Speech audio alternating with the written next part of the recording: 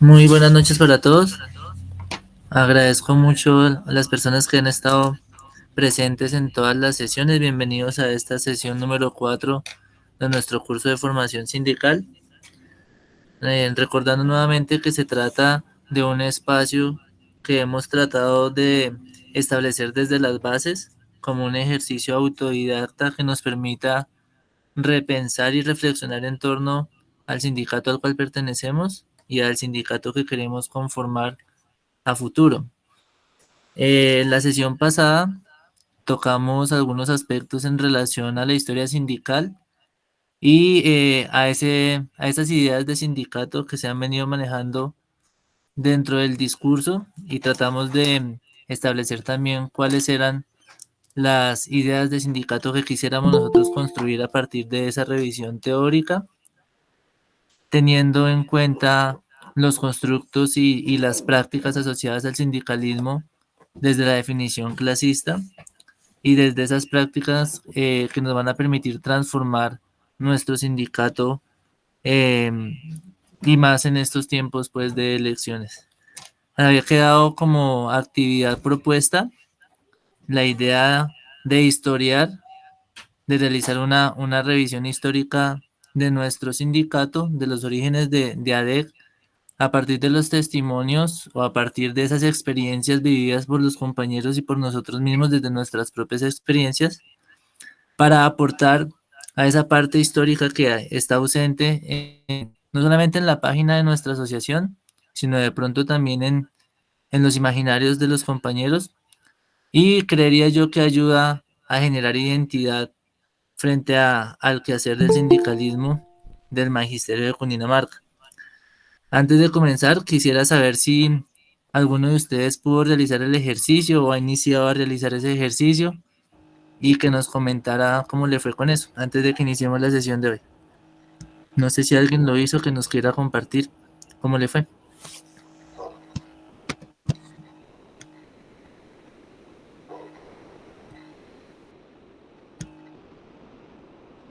Aló, Profe Carlos, buenas noches. Cuéntenos. buenas noches. Bueno, pues yo, pues personas no encontré así como para hacerle una entrevista. Estuve buscando en unas revistas de FECODE, una particularmente justamente sobre la historia de la lucha sindical. Y entonces me encontré con que, pues con algunos datos que podrían ser como, pues curiosos y no curiosos, ¿no? Por ejemplo, que la impuntualidad en el pago era una cuestión como muy acostumbrada, ¿no? Pues hoy en día pues no tenemos mucha impuntualidad en el pago, ¿no? Pero ese sí era un problema bastante frecuente en los maestros. Eh, se, los maestros dependían de municipios y departamentos, pero que estaban demasiado atrasados y pues la corrupción no es un tema de actualidad, sino que viene desde mucho tiempo. Se habla en la revista, ¿no? Eh, Había inestabilidad laboral, hoy en día también la tenemos. Algunas, pues de pronto en algunos sectores del escalafón, pues como tenemos varios escalafones, pues hay inestabilidad en algunas partes de los distintos decretos a los que pertenecemos, ¿no? Sabemos que tenemos varios escalafones, entonces hay en algunas de las partes hay inestabilidad. No había, no había un estatuto. El estatuto docente, como sabemos, eh, apenas se crea, se redacta en el 79, que es el 2277, ¿no? Eh, desde, desde esa época se habla de, se hablaba de privatización, cuando la educación, pues era el Estado le cedió a la iglesia la tarea de direccionar, de dirigir la educación. Entonces la iglesia y el Estado se encargaban de hacer unos controles demasiado asfixiantes al sistema educativo. Había obviamente precariedad en prestaciones sociales. Se cuenta que inclusive en alguna época los salarios se pagaban por unos vales que tenían que los maestros ir a cambiar en los estancos. Los estancos pues eran los distribuidores de los licores de los departamentos en los diferentes municipios, ¿no? Los licores del departamento se distribuían a partir de estancos que eran como unos almacenes en los municipios, y entonces los maestros cuentan, yo no lo alcancé a percibir, pues yo estaba en la escuela muy pequeño, pero no alcancé a percibir esa parte, eso tal vez fue un poco antes. Los maestros tenían que ir a reclamar botellas de aguardiente, venderlas para poder de ahí sacar su salario, porque esa era la forma como les pagaban. Desde 1934 se estaba hablando de un escalafón, pues de un escalafón nacional, pero pues muy precario, ¿no? En ese escalafón se establecía la creación de normales rurales, precisamente para la formación de maestros, porque no había la formalidad del estudio para ser maestros. Entonces comenzaron a crearse esas normales, que es donde son escuelas de bachillerato donde se formaban o se siguen formando los maestros. Yo soy egresado de una normal que hoy en día se llama Normal Superior. Cuando yo salí, se llamaba normal simplemente, y mi título fue de maestro bachiller. Antes los títulos eran maestro, el estudiante salía como maestro. Yo fui maestro bachiller, de ahí, después de mi promoción ya no se llamaba maestro bachiller, sino se llamaba bachiller pedagógico, y creo que hoy en día se llaman así hasta el grado 11, y luego sí ya es el normalista superior. Bueno, eso fue en el 1934, como que el primer indicio de escalafón nacional. Yo estoy hablando de, digamos, de regulación en educación, pero que eso a la par iba implicando pues algunas ya como inicios de luchas docentes. Por ejemplo, en el decreto el decreto 1602, encontré yo en la revista, de 1936, crea un examen para docentes, que ese examen fue una evaluación docente. Esa evaluación fue rechazada por los docentes. Entonces ahí ya como que hay un inicio de protesta docente, y fue rechazado y fue sacado no se siguió haciendo. Se estableció un escalafón de 4 categorías antes del famoso decreto 2277. Antes existían 14 categorías, que eso venía desde hace mucho rato, desde 1936. Pues según esta información que encontré. Luego viene otro escalafón. Había 2 escalafones, ¿no? Había escalafones para secundaria y había escalafón para primaria. Los de secundaria cubrían el bachillerato normal, el clásico, las normales, los colegios industriales y los colegios comerciales. Ese era el escalafón de enseñanza secundaria. Y el escalafón de primaria, pues era para toda la primaria, y pues ahí se determinaba por títulos y los ascensos por años de servicio. Hasta ahí voy en la lectura, y eso a la par pues iba llevando algunos inicios como de lucha de los maestros, pues por reivindicar sus derechos, pero pues de una manera como muy aislada, muy esporádica. Era muy fácil destituir un maestro, demasiado fácil, simplemente si no cumplía lo que decía la normatividad o el nominador, pues simplemente lo sacaban. Entonces obviamente no había estabilidad, era muy fácil. En eso voy. Entonces, a la par que va, digamos que va avanzando la legislación educativa, la normatividad, pues también va avanzando como la lucha, ¿no? Los maestros ya se van formando, ya es una exigencia justamente para el 2277, el 79, era un requisito ya, había muchos maestros empíricos, maestros que eran bachilleres, algunos que ni siquiera habían terminado el bachillerato y ejercían como maestros en primaria. El escalafón ya los obligó a titularse, a acreditarse como maestros. Y de ahí para adelante, pues vinieron las facultades de educación pues hacer, a ofertar sus cursos, sus licenciaturas, a ofertar cursos por todas partes. Y pues lo que ya conocemos hoy en día. Eso pues es lo que puedo decir hasta el momento de lo que logré conseguir. Vale, profe Carlos, muy, muy interesante. La idea es precisamente empezar a indagar, a reflexionar sobre esa historia del maestro que en sí lleva también a la historia del movimiento sindical y sobre todo recoger esos relatos de lucha que yo sé que están presentes en los maestros de los municipios a los que nosotros pertenecemos, pero que muchas veces no se cuentan o por el contrario se han contado tantas veces, pero no se han registrado.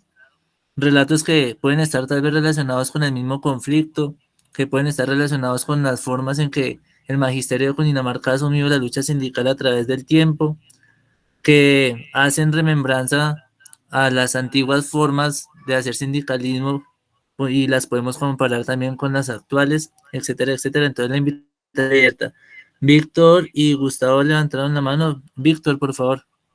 Buenas noches. Buenas noches, compañeros.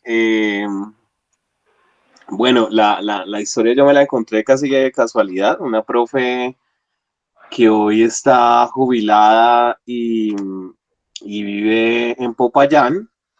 Trabajó toda su vida, entiendo, en Bogotá. Escribió un libro que se llama 30 años de la Constitución, una tragedia para la educación pública. La profe se llama Concha Benavides. Y lo traigo a colación porque me dio una versión muy distinta de la que yo tengo en la cabeza sobre el nacimiento de FECODE. FECODE nace a finales de los años 50, entendía como un esfuerzo de federar los sindicatos de educadores, pero desligándolos de los partidos políticos. Entonces yo el tema que tenía en mi cabeza era que pues FECODE había nacido independiente. Ustedes saben que el surgimiento de los sindicatos en Colombia está directamente relacionado con los partidos políticos, sobre todo el liberal.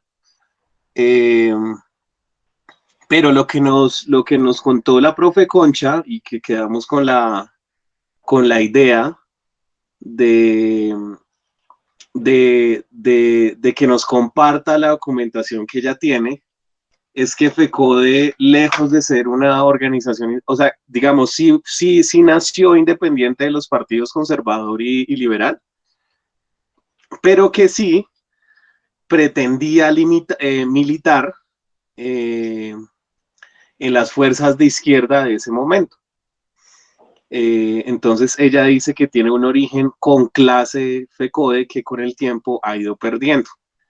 Esa era como el dato, más que un dato, es como un reto para comenzar a indagar sobre cuál es el origen de nuestra organización sindical.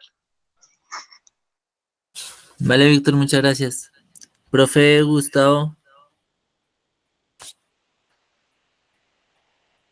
Claro.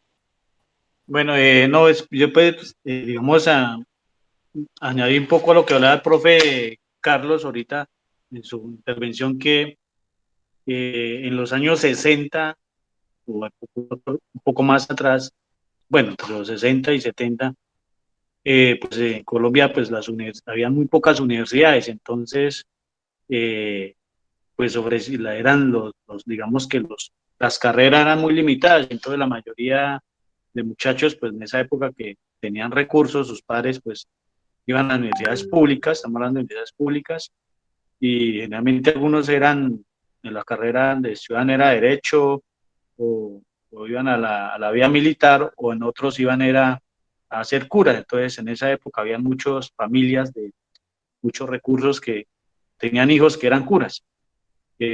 Digamos que esto es algo parte de la formación, no, pues no tanto relacionado con la sindical, pero parte de la historia de la formación pues, de los docentes también, porque era limitado para el tema de formación de licenciaturas para los maestros.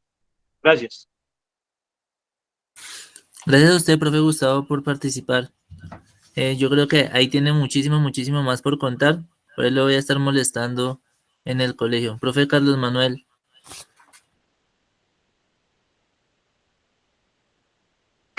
Gracias, compañero. Buenas noches a todos. No, yo pues estuve intentando cumplir con la tarea, buscando información fundamentalmente a través de las redes sociales, de internet, y la verdad, un texto, digamos, dedicado a al surgimiento, construcción del sindicato de Cundinamarca de la DEC, no encontré. Hay bueno, y con todas sus pues, variables, ¿no? Lo que sí hay es una serie de materiales, de tesis, incluso de grado de compañeros docentes que han intentado abordar aspectos, digamos, parciales, puntuales. Por ejemplo, hay un trabajo muy interesante de un docente de su tesis de los años entre el 50 y el 70 de la creación de las escuelas rurales y colegios rurales en Cundinamarca y de la formación de los docentes y en particular de las compañeras docentes que eran, digamos, la mayoría en ese momento en el magisterio, bueno, y siguen siéndolo en el magisterio de Cundinamarca. Entonces, cuentan el material una serie incluso de anécdotas y del papel de los gobiernos y de la iglesia en todos esos, tanto planes de formación como creación de escuelas. Y así hay, digamos, uno podría de pronto ir armando eso que propone el compañero John, ir armando, recogiendo de un texto y otro, y de pronto ir armando ese documento sobre el sindicato, pero es una tarea complicada y difícil, ya que no existe pues un texto de referencia que nos permita único, digámoslo así, o que recoja más bien todos los aspectos, ¿no? Eh, lo que sí es cierto es que nuestro sindicato ADEC se crea bajo el gobierno de López Pumarejo en el año de 1938. Hacía con López Pumarejo y el gobierno anterior que no recuerdo, digamos, se dio una ruptura en los gobiernos conservadores que venían desde comienzos de siglo, desde antes, en una seguidilla de gobiernos conservadores. Y con López Pumarejo y lo que se llamó la Revolución en Marcha, hay un cambio en el sistema educativo que había sido creado a fines del siglo XIX. Hay una serie de cambios, incluso ya queda en la Constitución modificaciones a la Constitución donde el Estado puede intervenir, ¿sí? en la educación, le da un carácter laico muy importante a la educación, es decir, que no siempre ha sido obligatoria la enseñanza, por ejemplo, de la religión, ¿sí? Por supuesto, esas medidas y todo lo que se llamó la Revolución en Marcha, que también significó expropiación de grandes terratenientes para desarrollar proyectos del Estado, significó un choque muy fuerte con los conservadores, que finalmente dieron al traste durante esa época, bueno, este gobierno que estoy mencionando, entonces en el 38, de la mano con los maestros o los maestros de Cundinamarca, de la mano con el gobierno de López, se funda y se crea el sindicato de Cundinamarca. Es el primer sindicato regional de docentes en el país. Es el primer sindicato que se crea a nivel regional, ¿sí? Que aglutina a los maestros de toda una región, de un departamento. Por supuesto, no nace luchando contra el gobierno de turno, en este caso de López Pumarejo, como si fue, por ejemplo, la FECODE, sino que para López Pumarejo el sindicato, digamos, lo incorporaba, ¿no? a sus planes de gobierno. Igual de la mano de López Pumarejo también se crearon otros sindicatos a nivel industrial, de la clase obrera industrial. Después de eso viene un periodo difícil, que es el gobierno de Álvaro Gómez, que es todo un gobierno muy reaccionario, que elimina varias de las cosas que había introducido López Pumarejo, como por ejemplo los requisitos de formación, ¿sí? Vuelven y entra gente sin ningún tipo de formación a dictar a las escuelas, a dictar como docentes. Eh, para esa época creo que el 15% de los profesores a nivel nacional estaban tenían algún tipo de titulación, solamente el 15%. Y pues el sindicato en ese proceso de cambios políticos, digamos que va cambiando, ¿sí? Se va haciendo más independiente del Estado y después participa pues de la fundación de FECODE, ¿no? Que es muy, muy importante. La fundación de FECODE, y tiene razón Víctor cuando destaca que es así. Precisamente yo buscando, haciendo la tarea, me encontré una intervención de Adalberto Carvajal, que es uno de los principales dirigentes del magisterio en esa época y que jugó un papel definitivo en la construcción de FECODE, ¿sí? Porque con otra serie de maestros se dieron a la tarea de recorrer el país y de tratar de aglutinar a los maestros en una federación, que finalmente se logró. Y él en ese audio, en ese video, destaca eso que dice Víctor. FECODE nace y se hizo un gran esfuerzo inicialmente porque fuera independiente del Partido Conservador, Liberal y de la Iglesia, porque la Iglesia y estos dos partidos, digamos, tenían copado el movimiento obrero, de la mano de ellos eran que se habían creado todos los sindicatos que existían hasta el momento. Bueno, excepto los que el Partido Comunista, que ya existía para la época, también había creado.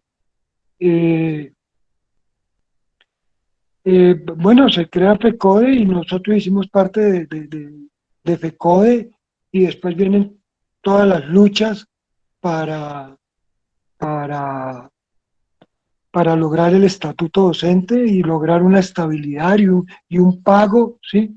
Que como dice el compañero, uno de los compañeros que me precedió, en muchas partes se pagaba con alcohol, con botellas de aguardiente que los maestros tenían que llevar a las tiendas para poder pagar la deuda que tenían que habían adquirido durante todo el mes, donde les fiaban, ¿no? Porque no había sino otra manera de poder llevar la comida a la casa, sino procediendo de esa manera. De, es una época también donde hay que destacar la huelga del hambre de los maestros de la costa, sobre todo el Magdalena. De Santa Marta sale una gran marcha de maestros en el 66, si mal no recuerdo, que va a ser también definitiva para la construcción de FECODE. Se llamó la Marcha del Hambre, porque, como dice el compañero, llevábamos las botellas de aguardiente, pero llegó un momento en que ya no fiaban, ¿sí? Ya eran muy complicado. Y además las deudas, los maestros del Magdalena llevaban 6 meses sin recibir salario. Entonces esa lucha, esa marcha que se hizo desde Santa Marta hasta Bogotá, y que en el camino muchos maestros y estudiantes y padres de familia se metieron, ¿sí? Y llegaron a Bogotá, fue definitiva en la lucha del magisterio. Entonces, pues, digamos, yo recojo eso y dejo ahí. Gracias. Gracias a usted, profe Vergel. Bueno, yo creo que ya hemos encontrado algunos elementos. Como dice el profe Vergel, es un trabajo complicado, pero la invitación sigue abierta para que desde acá, desde este espacio de formación y de reflexión, tengamos la oportunidad de construir un documento que, si bien no va a ser el más completo quizás, o no tiene unos referentes anteriores como lo mencionaba el profesor Carlos, se puede convertir, eso sí, en un referente que recoja esos relatos de lucha. Ya entrando en materia, para la sesión del día de hoy, se ha compartido desde hace unos días los estatutos de nuestro sindicato, estatutos actuales, que son el resultado de las discusiones que se dieron en la última asamblea departamental de delegados, y esta sesión tiene como objetivo, a partir de la revisión de esos estatutos, describir la estructura organizacional de nuestro sindicato, establecer cuáles son esos mecanismos que nos brindan los estatutos para la participación, y abrir el debate en torno a cómo esos mecanismos, el conocimiento de esos mecanismos de participación, influir en las prácticas sindicales de las bases de AEC y cómo no, también en las prácticas sindicales de los directivos que estamos eligiendo. Y pues por último, socializar con la escuela el Código de Ética Sindical, que es fruto de la discusión de esa última asamblea, y debatir en torno al quehacer del sindicato, desde las bases, desde las subdirectivas, tratar de revisar desde estos elementos que vamos a trabajar cuáles son las realidades de nuestras subdirectivas, de nuestros municipios, a partir o teniendo como base los estatutos que son los que nos rigen a nosotros. Comenzamos revisando, esto ya lo hemos visto en la última sesión, cómo se definen esos nuevos estatutos de nuestro sindicato. Habíamos hablado que, al hablar de Asociación de Trabajadores de la Educación de Cundinamarca, eso da paso para que trabajadores no docentes, como por ejemplo los administrativos, como por ejemplo los docentes orientadores, los directivos docentes, hagan parte del sindicato. Entonces, además de los docentes, tenemos a los docentes orientadores, a los directivos docentes y a los administrativos. Y esos directivos docentes, en este primer artículo, se definen como los rectores, los supervisores, los coordinadores, los directores de núcleo y los directores rurales. Esto es importante, pienso yo, porque nos deja como tarea, hay una tarea elemental de crecimiento, y de crecimiento y de unidad. No sé si recuerdan la intervención que hizo el compañero en la última sesión, que nos ponía como ejemplo el sindicato de la salud, los sindicatos de la salud, cómo desde la división, desde esa fragmentación del sindicato, la salud en este momento está totalmente, bueno, pues en la situación que está. Entonces yo creo que ese cambio estatutario nos permite a nosotros, desde una unidad pensada, no desde la unidad por la unidad, empezar a crecer y empezar a establecer elementos de lucha conjuntos, por ejemplo, con los directivos docentes. Dentro de la estructura organizacional, la idea es que mientras vayamos avanzando en la presentación, podamos revisar los estatutos y que existan claridades, no las hay, o que sea una aproximación a cómo está organizado el sindicato, cuáles son las formas de participación y lo que implica esa organización y esas formas de participación. Y partimos de esta diapositiva que muestra cuál es la estructura que desde los estatutos tendría nuestro sindicato. Entonces tenemos, en primer lugar, las bases, pero esas bases tienen una representación en unos espacios de participación, como la asamblea de delegados, como la junta departamental ampliada, como la junta directiva central, las asambleas municipales y las subdirectivas municipales, cada una de ellas con unas acciones que se le fijan, unas funciones, y también con unos reglamentos, una reglamentación que se da desde lo estatutario.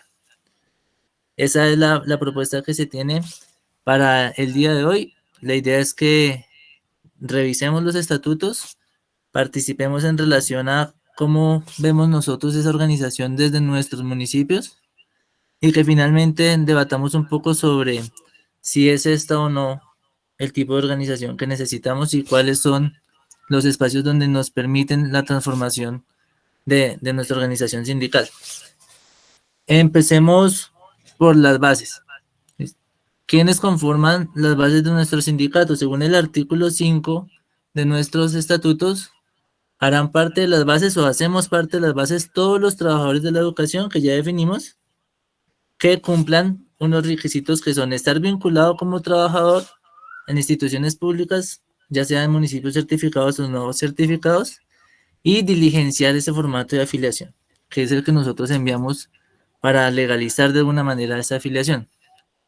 De manera que si nosotros comenzamos a ver las bases del sindicato, las bases de ADEC terminan siendo el pilar más importante de la organización, solamente que esas bases delegan el poder a unos elementos de representación que ya vamos a revisar también. ¿Cuál es la máxima autoridad de nuestro sindicato? La Asamblea de Delegados de ADEC. Listo. En el artículo 9 dice que la Asamblea General de Delegados es la máxima autoridad, es decir, que las decisiones que se toman en la Asamblea de Delegados están por encima de las decisiones de la Junta que vamos a elegir ahorita. Sí, están por encima de las decisiones que se puedan tomar desde las subdirectivas, etcétera. Y está constituida por unos representantes, unos delegados que parten o que salen de esas bases que ya acabamos de definir y que son elegidos en los municipios. La pregunta es, ¿cómo se conforman y cada cuánto se reúne esa asamblea? ¿Quién podría, a partir de esa revisión que se hizo, de su experiencia, responder a esa pregunta, compañeros?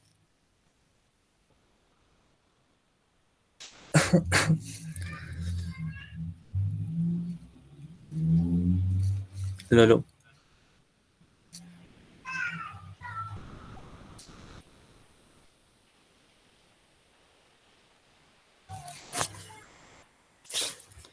¿Me están escuchando, compañeros?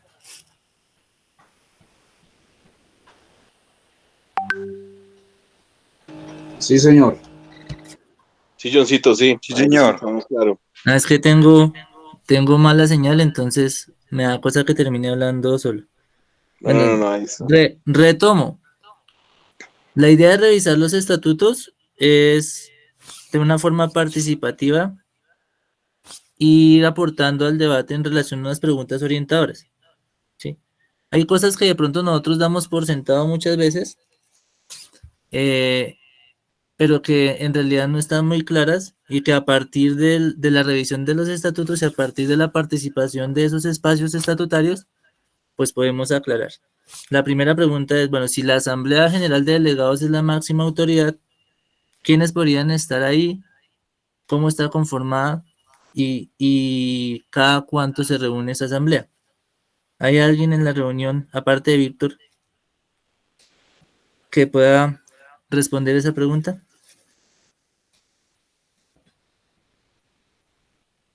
Víctor ya es experto. Bueno, asumiendo que no, y para avanzar, vamos a revisar qué dice la asamblea, qué dice esa misma asamblea, qué definió esa misma asamblea en los nuevos estatutos en relación a la conformación y en relación a la participación y la periodicidad de sus reuniones. Sí, La Asamblea General de Delegados. ¿Aló? Sí, no, pues está en los artículos 9 y 10. Ok. Lo que se discutió en esa asamblea, en la última asamblea, es que para elegir a esos delegados, los municipios que tienen hasta 100 afiliados tienen derecho a 2. Y los municipios que tienen más de 100 van a tener derecho a 1 por cada 50 y a 1 por fracción mayor o igual a 30 afiliados. Eso es decir que, por ejemplo, en el municipio de Villeta, que es donde yo estoy, nosotros tenemos 144 afiliados. Eso quiere decir que nosotros tendríamos derecho a 3 delegados a esa asamblea. ¿Y por qué es importante la cantidad de delegados? Porque son los votos que el municipio no certificado, como Villeta, por ejemplo, va a tener, o los votos a través de los cuales se va a representar el deseo de las bases en esa asamblea para la toma de las decisiones que van a afectar a todo el sindicato. Por ejemplo, un municipio grande como Soacha, que tenga 35 delegados, pues va a tener mucho poder de decisión durante esa asamblea, mientras que un municipio no tan grande como Villeta solamente va a tener 3 votos. ¿Sí? Eso desde esa democracia representativa, pues tendría problemas, pero fue lo que se decidió. Entonces es bueno conocerlo y es bueno también establecer de qué manera nosotros podemos hacer que esos municipios pequeños tengan una mayor participación. Aparte de eso, se decidió también que la Asamblea General de Delegados, que es la máxima instancia, se debe reunir a más tardar el 25 de febrero de cada año. Y esa reunión debe ser convocada por la Junta Directiva o puede ser convocada también por solicitud de la mitad más uno de esos delegados. En resumen, la próxima asamblea de nuestro sindicato debería reunirse el próximo año antes del 25 de febrero de manera ordinaria para tomar las decisiones importantes en torno al funcionamiento, a los estatutos, a lo que tiene que ver con lo financiero, etcétera, etcétera, según los nuevos estatutos. Lo que estamos revisando acá son los nuevos estatutos. Por debajo, en esa verticalidad de la Asamblea de Delegados, sigue la Junta Departamental Ampliada. La última reunión de la Junta Departamental Ampliada fue la semana pasada. ¿Quiénes hacen parte de esa Junta Departamental Ampliada? Están los compañeros de la directiva central, es decir, los 15 compañeros de la directiva en este momento, más los presidentes de cada una de las subdirectivas municipales. Y esa Junta Ampliada, dicen los estatutos, es un organismo de asesoría, de orientación y de decisión. ¿Qué se asesoró, qué se orientó o qué se decidió en la última Junta Departamental Ampliada? Pues desde mi punto de vista, como participante, nada. Entonces, si nosotros hacemos una comparación entre los mandatos del estatuto y las prácticas del sindicato, de la organización sindical, pues hay que reflexionar en relación a que una cosa es lo que se dice y otra cosa es lo que se hace. Si la Junta Departamental Ampliada es un organismo de asesoría, pues no se dio el espacio para asesorar nada. Si es un organismo de orientación, no hubo ningún tipo de orientación por parte de la Junta en relación a la Junta Directiva Central y tampoco hubo una decisión. Se convirtió en una reunión de informe y eso, si nosotros revisamos y somos estrictos, estaría en contra de lo que está establecido en los estatutos y acabamos de leer. En relación a la periodicidad, dice que esa junta se reúne de manera ordinaria cada 3 meses y de manera extraordinaria cuando la mitad más uno de los integrantes se lo solicite a la Junta Central. En relación hasta acá, hasta este momento, ¿hay alguna pregunta? ¿Hay algo que desde su experiencia tenga que en relación a estos 2 primeros espacios de participación como la Asamblea de Delegados o la Junta Departamental Ampliada?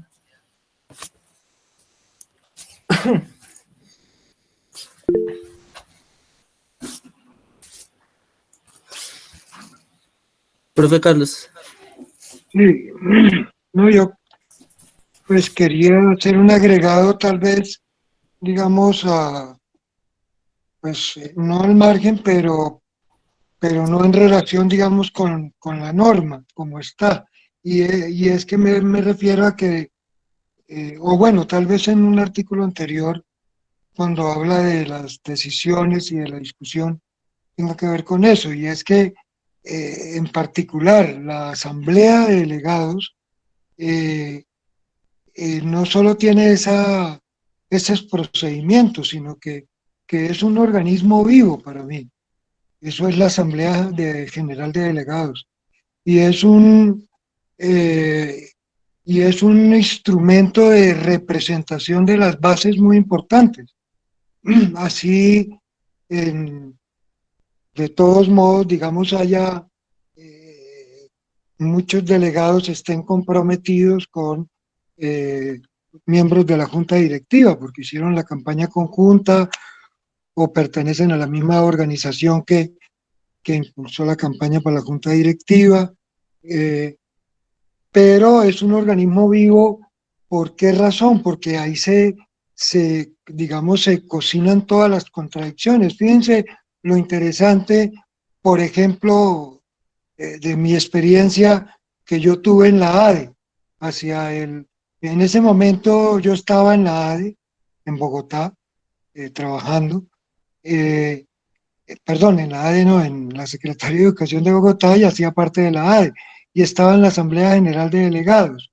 En esa Asamblea General de Delegados, eh, FECODE lleva por primera vez, eso fue por allá por el año 2010, creo, o antes, no, no recuerdo bien, por primera vez la propuesta de estatuto único, en donde planteaba que fusionar los dos estatutos. Y la Asamblea General de Delegados de la ADE le votó en contra a la Junta Directiva, que llevaba la propuesta. Y a partir de ahí fue muy difícil que la dirección de la FECODE definiera, ¿sí?, un estatuto único. En parte por eso llevamos todos estos años en esa discusión y no se ha resuelto. La decisión, por ejemplo, que tomó la Asamblea de Delegados de Cundinamarca en el 19, de pedirle o de exigirle a la junta directiva de la DEC del momento que realizara una auditoría de los gastos del sindicato, ¿sí? Eh, Eso incluso ha tenido implicaciones hoy en la campaña electoral que hay para elegir la junta directiva. Era eso, gracias. Vale, profe Vergel. Bueno, la idea de revisar esto no es simplemente para releer los estatutos de una forma organizada, sino para que nosotros podamos entender la necesidad que tenemos de estos espacios de formación para poder llegar a los espacios de representación de una forma consciente, estructurada. Yo creería que parte de lo que yo vi, yo llevo muy poco tiempo eh, en el sindicato, pero participé de las últimas asambleas y participé sobre todo de las elecciones de los delegados de esas asambleas en las subdirectivas. Y si bien es cierto que existen compañeros con experiencia que tienen muchas claridades y que ven a la asamblea de delegados como ese elemento orgánico, como lo decía el profesor Carlos, también es cierto que desde la misma elección que se hace en las subdirectivas, muchas veces los compañeros asumen solamente nominalmente su papel y eso hace que en decisiones importantes como las que ya se mencionaron, las mayorías que pueden o no estar cooptadas por algún elemento externo terminen tomando decisiones en nombre del sindicato. Profe William, creo que William. Ay, Víctor, creo. William.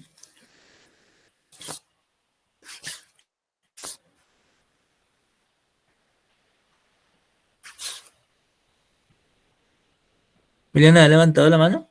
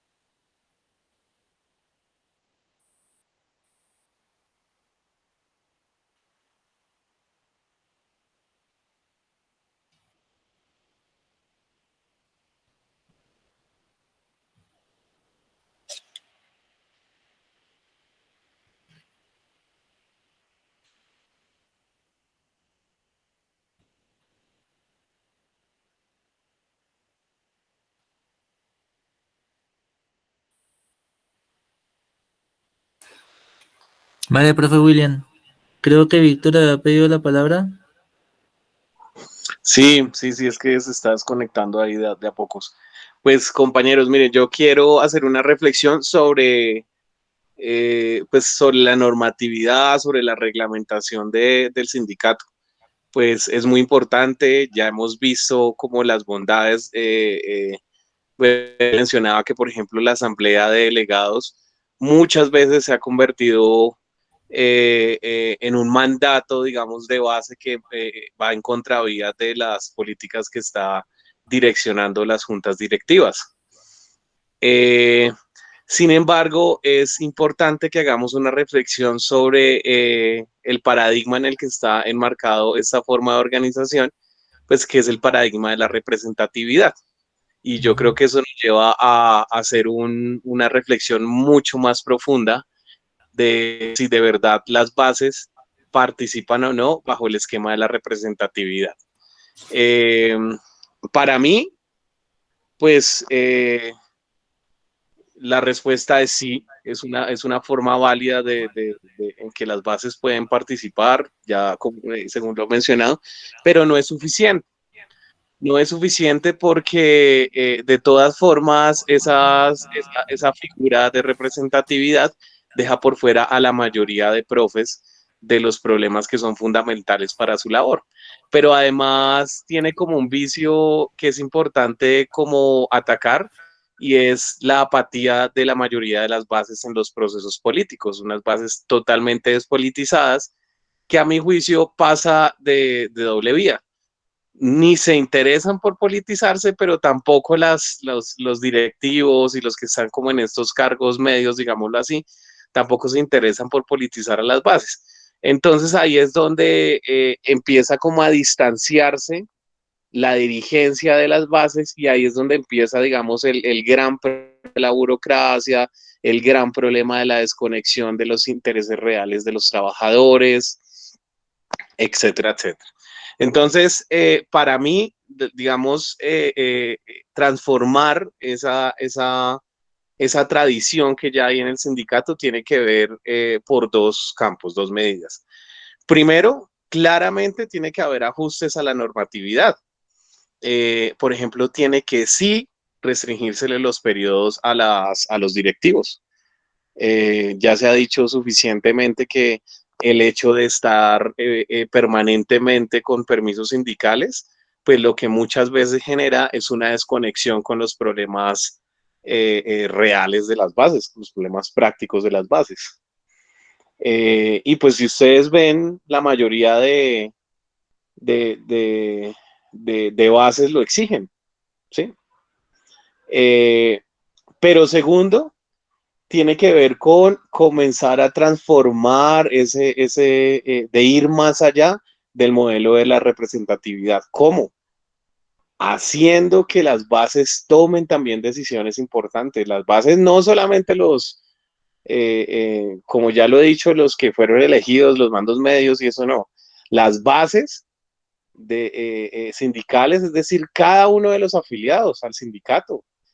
Es necesario moverlos, politizarlos. ¿Y cómo? Generándole posibilidad para que ellos tomen sus bases, perdón, tomen sus decisiones, para que haya, por ejemplo, permanentemente asambleas en los colegios. Y pues a mi modo de ver, si, digamos, si se afrontan esos dos frentes, seguramente avanzaríamos por disminuir un poco la burocracia que hoy tenemos en la dirigencia sindical.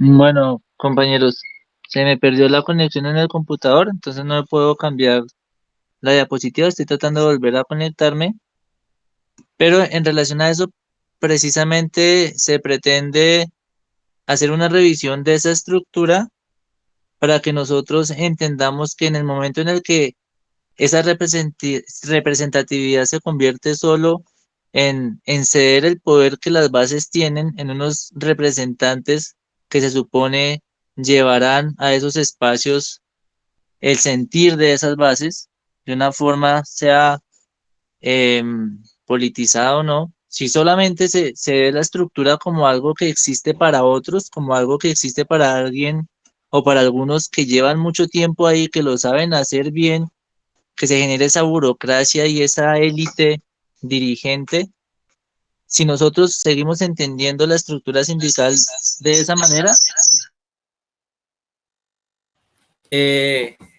lo que va a suceder es que nos vamos a convertir, o yo lo leo de esa manera, en unos señaladores. Entonces nosotros cedemos el poder para luego señalar dónde está aquel delegado, aquel representante que consideramos que no lo está haciendo bien, pero no hacemos parte de esa estructura de representación y de participación. Bueno, para avanzar entonces, por debajo de la junta, perdónenme en un segundo, no sé si están viendo la pantalla ahí ya, creo que no. Ahí se ve, John. Lo que pasa es que no me está cambiando, se me desconectó. Bueno, por debajo de esa junta departamental ampliada se encuentra la junta directiva central. La junta directiva central que nosotros vamos a elegir dentro de poco, el próximo mes, y la junta directiva central que tiene en su poder, delegado por nosotros, una cantidad de funciones, una cantidad de responsabilidades frente a las bases, frente a los elementos organizativos del sindicato, frente a las relaciones que nuestro sindicato tiene con otros, con las filiales, con FECODE, con la CUT, y sobre todo frente a la imagen que el sindicato tiene frente al magisterio y frente al país. De ahí la importancia de establecer no solamente quiénes están en la junta, quiénes van para la junta, sino sobre todo cuáles son las funciones y qué tipo de idea de sindicato se representa allí. Porque además de ser 15 compañeros elegidos por voto, como lo venía mencionando, perdón, se trata de la idea de sindicato que se representa en la junta departamental, en la junta directiva central. Les pido un minuto a ver si puedo volver a compartir y ya estoy con ustedes.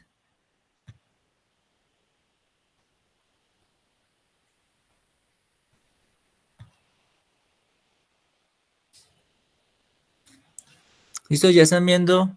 Sí. Bueno. En relación a esa junta, yo quería que miráramos, según los estatutos, primero, cuáles son los requisitos, cuáles son las garantías que existen para que ese proceso de representación se establezca de la mejor manera, y algo que aparece también en los estatutos, y es la manera en cómo esa junta directiva central nombra unas comisiones. Entonces, ¿cuáles son los requisitos para participar de la junta directiva central? Ser afiliado al sindicato. Artículo 18. Ser trabajador de la educación. Acreditar permanencia de 4 años en una o más subdirectivas. No haber sido condenado o sufrir pena privativa de la libertad. Bueno, ahorita los revisamos, los leen ustedes, por eso es importante que los tengan ahí abierto. No haber sido sancionado disciplinariamente por atentar contra los principios sindicales. Acreditar formación sindical con cualquiera de las organizaciones de las cuales somos filiales. La falta de cualquiera de estos requisitos invalida la elección, dice ahí. Fíjense que nuestros propios estatutos nos están dando un horizonte de veeduría del proceso que se viene, pero sobre todo nos están dando un horizonte de veeduría en relación a la forma en cómo nosotros nos pensamos, no solamente la elección, sino la participación de ese organismo de poder. Si nosotros partimos de estos principios, si nosotros partimos de estos elementos, pues sería bueno preguntarnos cuántos de nosotros sabemos si las personas que en este momento están aspirando cumplen con esos requisitos, o cuáles han sido las prácticas, ¿sí? O cuántas veces han estado. Yo me he enterado de cosas en relación a estos aspectos desde hace muy poco, y uno supondría que la mayoría de las bases, sobre todo cuando no hay una lectura juiciosa de los estatutos, pues finalmente ceden su su poder a el candidato, no sé, el más cercano, al que esté más cercano a su municipio, desconociendo toda esta reglamentación y todo lo que desde los estatutos se establece para esa junta directiva. ¿Qué garantías deberían existir para estas elecciones? Entonces, por ejemplo, tendría que haberse enviado la resolución 100 días antes de terminar el periodo de esta junta y se debería nombrar un comité de garantías. De pronto el compañero Víctor ahorita nos podría decir si eso se dio o no se dio. Y las elecciones deben realizarse mínimo 4 semanas antes de la fecha de vencimiento del periodo de la junta anterior. Pero además de eso, esa junta nombra unas comisiones, que ahí le doy la razón a William en relación a esa burocratización. Muchas veces nosotros criticamos eso en las calles, pero lo tenemos en los estatutos. Esa comisión estará formada por docentes que eligen los miembros de la junta y esa comisión tiene, o esas comisiones tienen una asignación presupuestal de un salario mínimo legal vigente. Creo que se me perdió la diapositiva que lo revisa. Permítame un segundo. Mientras tanto, Víctor, ¿cómo fue ese proceso de lo de las garantías? Bueno, pues comienzo con una apreciación personal. A mí me parece que esta junta directiva se ha esforzado por generar menos escándalos que la anterior. Y un tema de esos fue precisamente la convocatoria de las elecciones. Ustedes saben que desde ADEC para abajo, la mayoría de directivos no les gusta soltar el poder, entonces dilatan el tema. Acá no, acá en ADEC, esta junta directiva, pues pues por lo menos no se percibió así nosotros, como que trató de dilatar el tema, no. Segundo, ahí sí hay como un tema odioso de esa, ay, ¿cómo se llama? Comisión de Garantías, porque eso sí es histórico que lo terminan manejando las maquinarias políticas. Entonces, las personas, la idea era que los candidatos llevaran a personas que quisieran pertenecer a esa comisión de garantías electorales. Pero pues allá sí las maquinarias arrasaron y pues como que el descontento es porque están cercanos pues a las fuerzas mayoritarias en ADEC.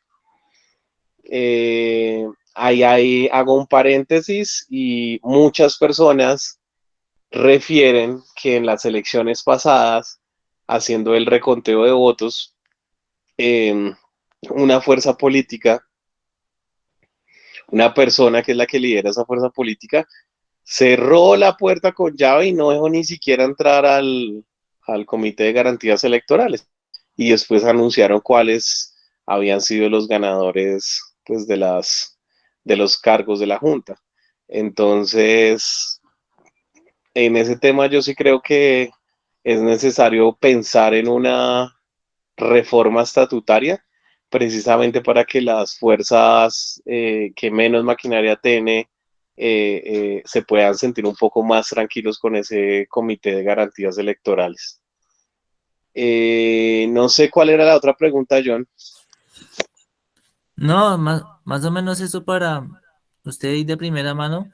Pues la idea es comprender, o lo que yo traigo es tratar de discutir acerca de la manera en cómo nuestra organización, es de que Víctor habla de una reforma estatutaria, después de que estos son los nuevos estatutos que hacen parte de una reforma estatutaria.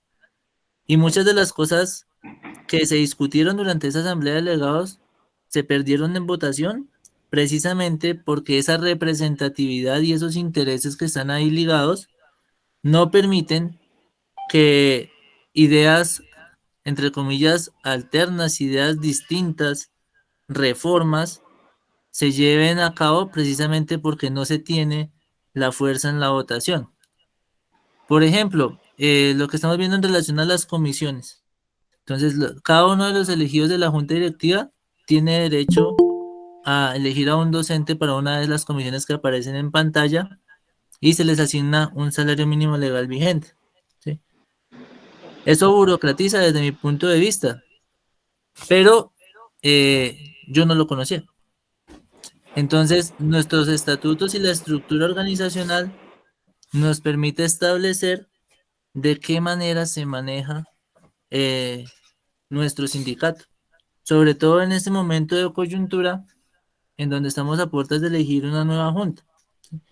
Y esa elección de la nueva junta está atravesada por unas bases que se encuentran ajenas a toda esta discusión.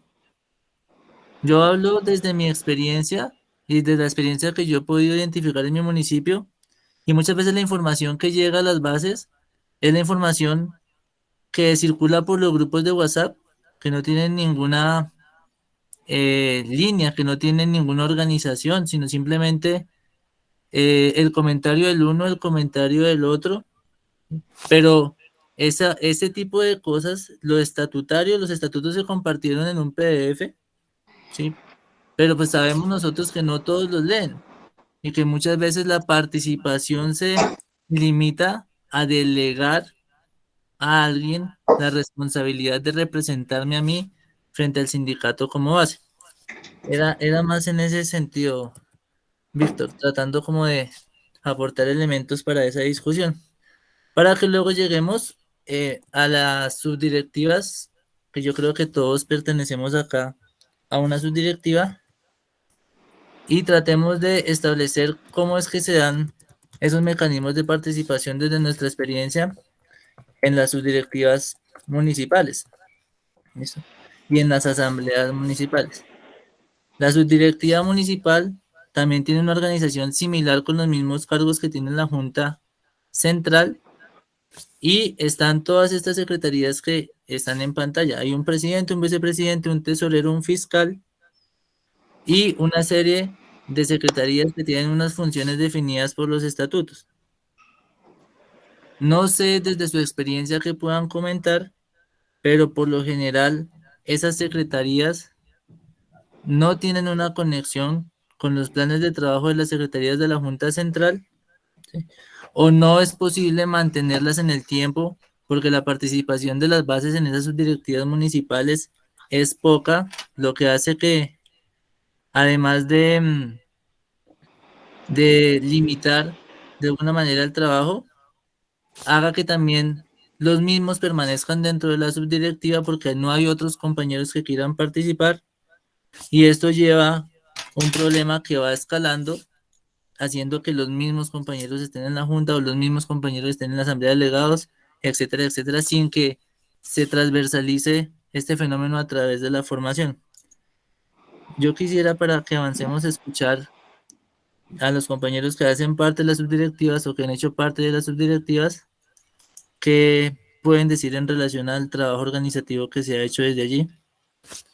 Abro el micrófono.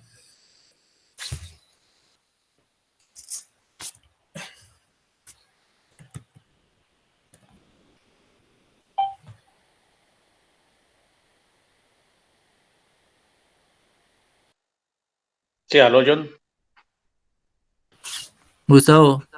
Bueno, frente a lo que usted pregunta, John, bueno, yo he participado en varias oportunidades, digamos, en la parte de las directivas municipales. Siempre he estado ligado, digamos, de cierta forma, pues defendiendo, pues, nuestros derechos sindicales y además nuestros derechos de participación y también de como docentes.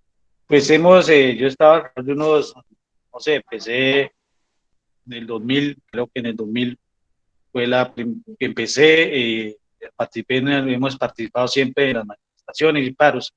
Bueno, pero como estamos dirigidos a la parte de como la parte organizacional de la subdirectiva, sí, en los últimos años la directiva ha cambiado mucho la dinámica interna, o sea, no se ha quedado ahí estancada, ha tenido unas dinámicas diferentes, porque hace unos años, pues como dice John, pues los miembros de cada de la subdirectiva, pues eran las funciones o sus movimientos o su participación era muy poca y pues no resaltaba muy poco, no se salía de ahí. ¿Sí? Pues, pues ya tenemos como un avance más, me refiero a la subdirectiva sindical de aquí de Villeta, no sé cómo están las otras, pero vemos que ya ha entrado nueva gente que tiene otros ideales diferentes, que esto le da más oxígeno a las subdirectivas y hace que sea más dinámica y piensen de otra forma diferente a la que uno ya viene a pensado. Esa es la forma lo que yo he visto. Gracias. Gracias, profe Gustavo. La subdirectiva viene siendo un elemento orgánico y está bajo el cargo de esa subdirectiva exactamente las mismas funciones que la junta directiva, con con el agravante de que muchas veces en algunos municipios la subdirectiva es un docente, o son 2 o 3 o 4 docentes, y que al ser un municipio pequeño, por ejemplo, la subdirectiva está desfinanciada porque la financiación, según estos mismos estatutos, depende del número de afiliados que se tenga. Y esto hace que la organización de base, que debería estar a cargo los asuntos organizativos de esa subdirectiva, pues en muchos municipios no funcione. Y de ahí para arriba, obviamente, se va a seguir emulando esas prácticas de simplemente de delegar y delegar funciones sin que las bases tengan de verdad la posibilidad de participar de otras maneras. No sé qué otras experiencias hayan. De pronto yo estoy hablando desde lo que he visto en mi tiempo dentro del sindicato y de lo que he escuchado, pero estas subdirectivas son las encargadas precisamente de organizar desde lo municipal, organizar desde abajo el sindicato de manera que en las estructuras que están por encima de la subdirectiva, en los otros niveles de decisión y de participación, haya una cualificación, haya una participación que permita realmente llevar la voz de las mayorías y que permita realmente tomar decisiones en pro de las mayorías del magisterio. Cada una de esas secretarías tienen unas funciones definidas también por los estatutos, funciones que muchas veces, sea por el contexto, sea por el desconocimiento, por muchas otras variables, se ven limitadas y esto hace que sean simplemente nominales. Víctor.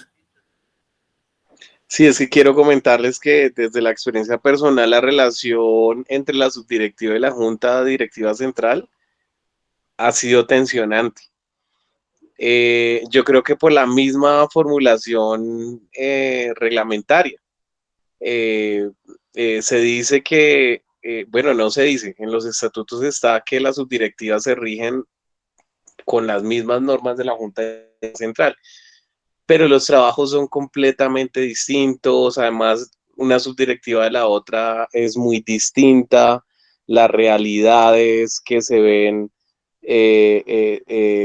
son como múltiples, entonces me parece que homologar digamos, por analogía, el trabajo que se hace desde la Junta Directiva Central y de las subdirectivas, pues ha generado como una relación un poco conflictiva entre esas dos instancias. Por ejemplo, la organización de las asambleas municipales están casi que exclusivamente a cargo de las subdirectivas, pero hay poco diálogo con la Junta Directiva Central. Entonces eso hace que, por ejemplo, nosotros en Sopó, un día antes no conociéramos quién iba a venir de ADEC. Entonces, ¿qué nos obliga a hacer eso? Pues nosotros organizábamos el tema pues con mucho tiempo de anticipación y toda la cosa, y pues como que poníamos ahí era la participación de alguien de ADEC y ya. Pero entonces en otra ocasión, 3 días antes, entonces se pusieron bravos que por el orden del día, que porque ellos iban a ir de últimas y es. Entonces esa poca articulación entre las subdirectivas y la Junta Central ha dificultado un poco el proceso, eh, eh, pues para comunicárselo a las bases, a mi modo de ver. Yo no sé si es una percepción personal.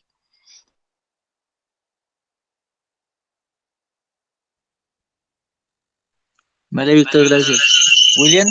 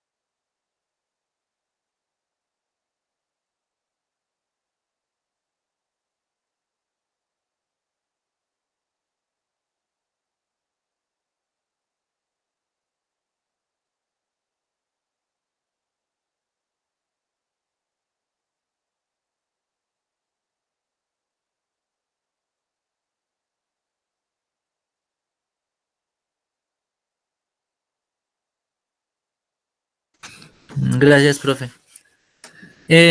Pensemos en el diálogo, pensémonos en cuáles son los elementos de diálogo que existen entre esos niveles organizativos de nuestro sindicato.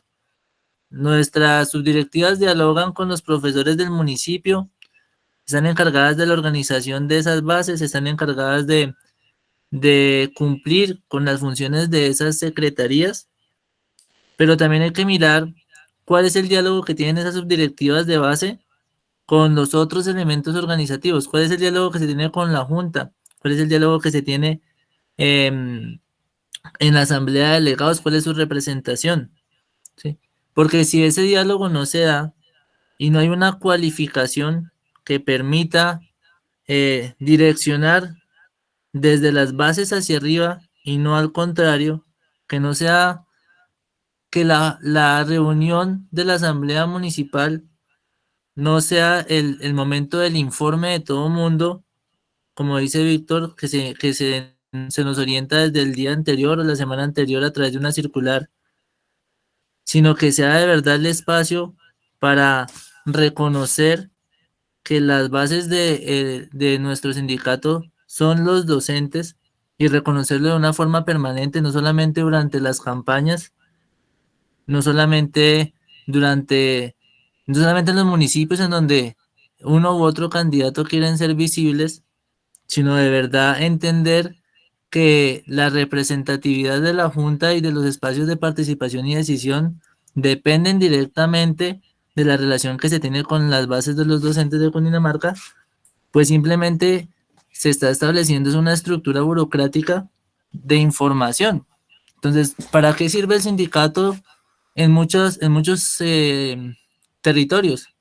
Para pasar la resolución de la Secretaría de Educación, para contestar la llamada en el tema de salud, para mirar a ver si hay alguna asesoría en el tema jurídico, pero desde lo organizativo, desde la formación, desde la cualificación de una organización gremial, como lo dice el artículo 1 de estos estatutos, pues es poco lo que se puede hacer cuando solamente reconocemos el sindicato, lo decíamos con algunos compañeros en Villeta, como un centro de quejas, como un grupo que está elegido por mí para que me responda en el momento en el que yo lo necesite, pero en el que no tengo absolutamente nada que ver, ni me reconozco como parte integrante, ni me proyecto como, como participante de esos espacios decisorios y de esos espacios políticos que los mismos estatutos nos ofrecen. Esa era la idea más o menos de esta parte. Y a partir de toda esa discusión que se dio durante la asamblea de delegados, pues aparece un elemento que es a mi parecer muy importante y es el código de ética, que es el tema con el que queríamos seguir. En el estatuto también aparecen unos principios. Yo los tenía acá, pero yo creo que por tiempo pues no los vamos a revisar. Pero esos principios yo quisiera que le hicieran una lectura estableciendo cuáles son los elementos que los rigen.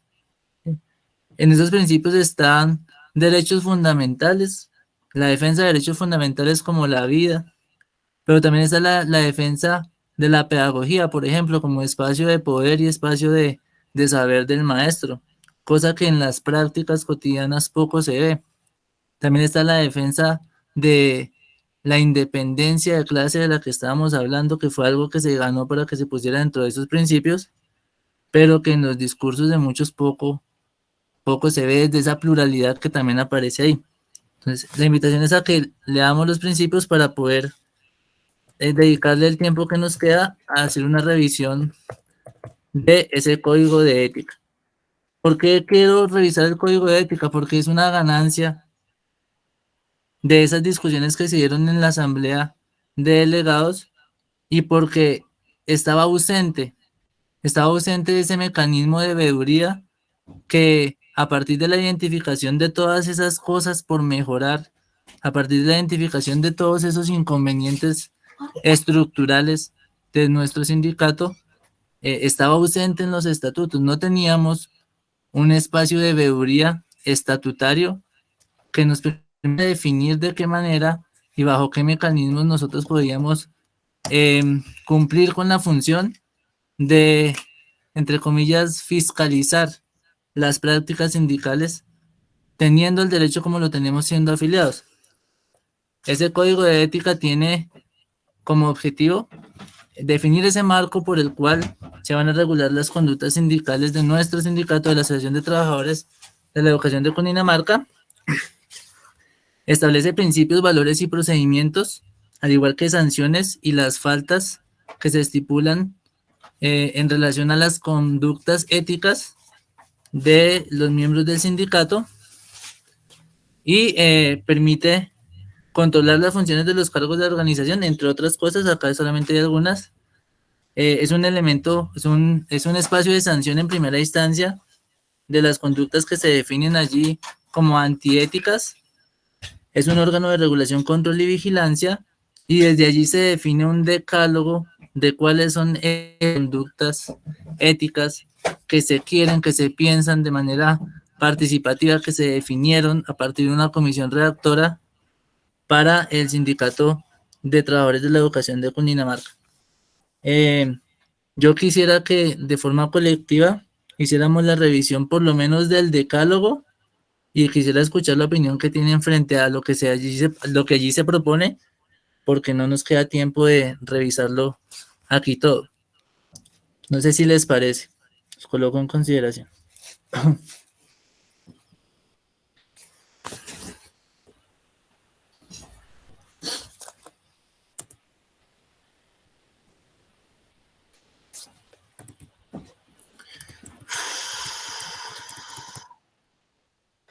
No se tiene acabado.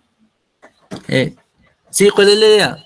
Que tengamos esto abierto, tengamos los estatutos abiertos y revisemos por lo menos el decálogo. Son 10 cosas, 10 elementos que se establecen como conductas éticas para nuestro sindicato. No sé quién quiera iniciar, quién quiera revisar el primero, leerlo de forma rápida y por lo menos reconocerlos y hacer un análisis del por qué es importante tenerlos allí. Sancionar en primera instancia las conductas antiéticas. El decálogo, Víctor. Definir el marco ético de la organización. Controlar las funciones de los cargos de la organización.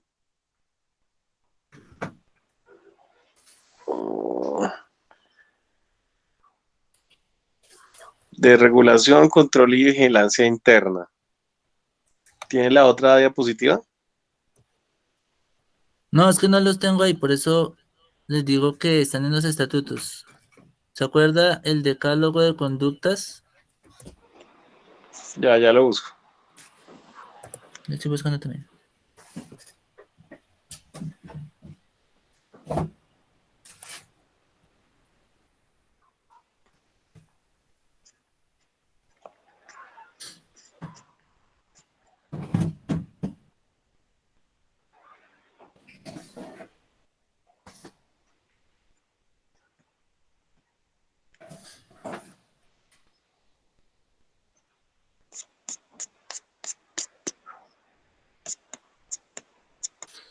Artículo 47, compañeros, voy a comenzar. Dentro de esos 10 elementos que se muestran como éticos, el primero sería, o el primero es, en los estatutos, mantener una permanente actitud de defensa de los principios e intereses de la Asociación de Trabajadores de la Educación de Cundinamarca, respetando y haciendo respetar la Constitución, las leyes y el estatuto. Segundo, hacer prevalecer en todas las acciones y conductas los principios de solidaridad y honradez. Tercero, rechazar todo acto de acción discriminatoria o preferencial que ponga por encima los intereses personales a los de la colectividad. Retomando a Garzón, esto sería como decirle que no se limpien con el mantel, decía él. Cuarto, mantener en una actitud permanente de servicio sin utilizar el cargo o función gremial para obtener ventajas, concesiones o privilegios en beneficio propio. Quinto, evitar toda conducta de coacción o uso arbitrario de sus sindicales que pudieran comprometer el prestigio de la organización ante los trabajadores o la sociedad. Sexto, administrar los bienes y fondos sindicales con transparencia, rindiendo debida cuenta de sus actos, respetando las normas legales o establecidas en nuestros estatutos. Sexto, promover la afiliación, participación y acción sindical activa del magisterio. Séptimo, promover la formación, la unidad, la participación y la democracia de la organización sindical. Octavo, demostrar en todos sus actos la vocación de servicio que impulsa su tarea de representación de los trabajadores. Noveno, propender por la acción colectiva y la movilización social como herramienta para reivindicación de derechos. Creo que me pasé uno.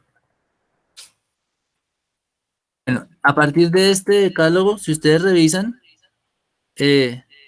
responde a la necesidad de establecer una veeduría de las prácticas que se venían presentando en la organización, porque no existía, como se dice en los estatutos, una figura como esta. Por eso es importante, desde las subdirectivas, desde los espacios donde nosotros tenemos influencia, darlo a conocer, dar a conocer que existe un código de ética que regula las prácticas sindicales de AEC, que ese código de ética permite la conformación de un comité de ética sindical que está definido en el mismo código de ética, que debería hacerse en la próxima asamblea de delegados y que tiene unas responsabilidades grandes en relación a la superación de esas prácticas sindicales que nosotros decimos que deben cesar, que deben terminar, pero sobre todo de la participación de nosotros como bases en ese proceso de veeduría. Lo que se muestra acá, para finalizar en esta diapositiva, es quiénes deberían integrar ese comité de ética sindical para que lo vayamos pensando para la próxima asamblea de delegados. Está integrado por 7 miembros de esa asamblea general de delegados, de manera que tenemos una responsabilidad grande al elegir a esos delegados a la asamblea. No deben tener parentesco hasta 4º grado de consanguinidad, 2 de afinidad y 1 civil con los integrantes de la Junta Directiva Central. Es decir, que deben ser independientes de esa Junta Directiva. Y en caso de empate entre la 7ª y 8ª votación, se procede a votar nuevamente entre esos 2 candidatos. El periodo de cada integrante de ese comité va a ser de 4 años y no tendrá reelección. Compañeros, era más o menos eso lo que quería revisar. Ya me pasé del tiempo.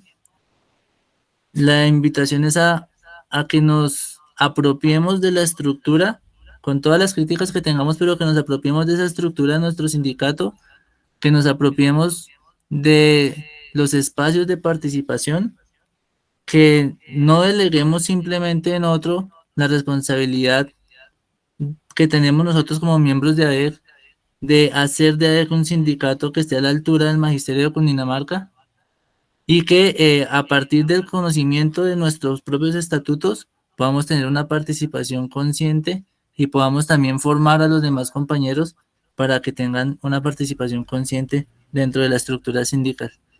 Era eso, compañeros, quedo atento a sus preguntas. Muchas gracias.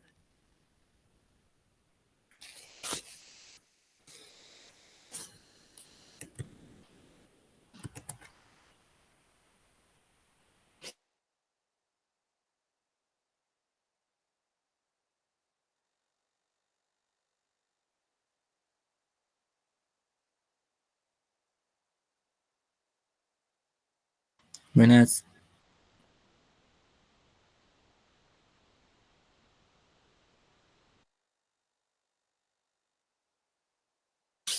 Yo sé que estamos cansados, que hablamos mucho, hablé mucho. Cualquier pregunta, cualquier inquietud, cualquier aporte es importante.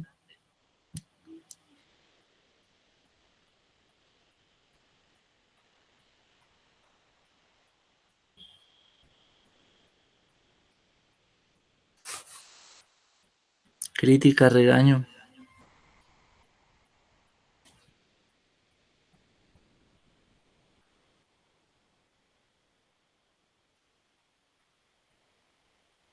Vale, espero que sean satisfechos y no dormidos. Compañeros, les agradezco la participación en estas 2 sesiones. Quedo atento igual por el grupo de WhatsApp. Si existe de pronto alguna inquietud que no se presente acá, la invitación es primero a seguir con el ejercicio de historiar nuestro sindicato. Segundo, a apropiarnos de los estatutos y socializarlos con las bases en los espacios que tengamos influencia. Yo creo que le doy la palabra a William para que explique las siguientes sesiones. Muy buenas noches y muchas gracias. Gracias.